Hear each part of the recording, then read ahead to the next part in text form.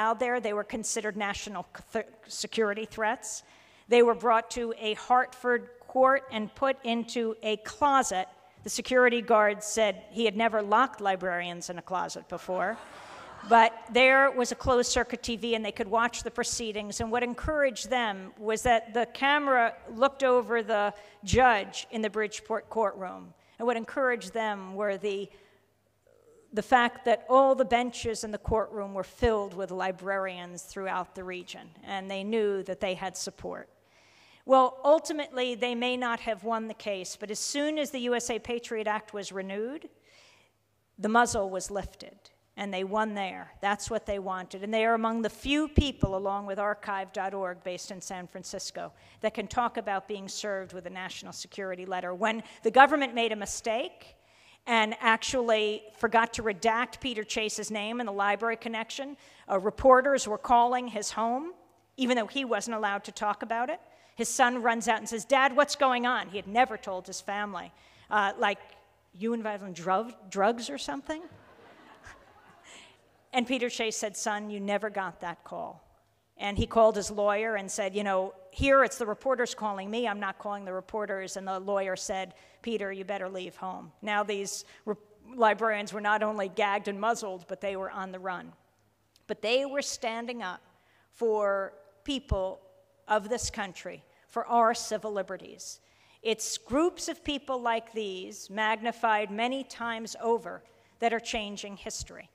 These are the kinds of people that today it is so important continue to do their work. Or the global warming scientists. We have a chapter called "Some Don't Like It Hot." And it's the story of, well, the leading global warming scientist, climatologist James Hansen. James Hansen, who is the head of the NASA's Goddard Institute for Space Studies. 2005, he says, this is the warmest year in a century. He becomes the target, James Hansen, rather than global warming for the US government. They're vacuuming the words global warming off of government websites. And he decides to speak out, and he goes to Congress, and he takes on the administration, and ultimately, all over this country, we know the effects, and we know how serious it is today. Now, I've run out of time, but I can't end any talk without talking about the importance of independent media in a time of war. Yes, we cannot forget that we are involved now in at least 2 wars. President Obama, I think, ultimately won the White House because he opposed the war in Iraq. Right? What was the main difference between him and Hillary Clinton? The close second, that simple fact, that early on he had said no. Why isn't that philosophy, that stance, the one he adopts when he looks at Afghanistan? What are the lessons that we have learned? I was just coming from Grand Rapids last weekend, sitting next to a military consultant who, on every issue, was extremely conservative about where this country has to go. And I asked him if the military industry was profiting handsomely from the war. He said, absolutely. He was headed to Huntsville. He said, business is booming. And I said, how do you feel about this? And he said, I don't understand it. I don't understand why he's expanding the war in Afghanistan. I said, but this is your business. It's your business. You're profiting. He said, yeah, I'm an American too. And he said, many of us cannot understand. We see the folly of Iraq, and to extend this to an even more difficult place, he said, don't assume who your natural allies are. In the same way that this entire country came to understand the scandal, the horror that was Iraq, don't assume that there aren't people who you may not agree with on other issues who strongly feel that war is not the answer. I have a proposal for all the newspapers, for all the networks, for 1 week, and that is to show the pictures.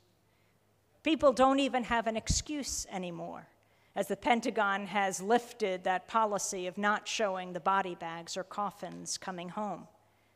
I'm afraid, though, that it wasn't that prevented the media from covering the most critical issue that any country can engage in, and that's decision to send its young and not so young to kill or be killed in another country. If for just 1 week we saw the images of war in Iraq, which is not over, and Afghanistan, which the president has said is expanding, in Afghanistan and into Pakistan. Is this the answer?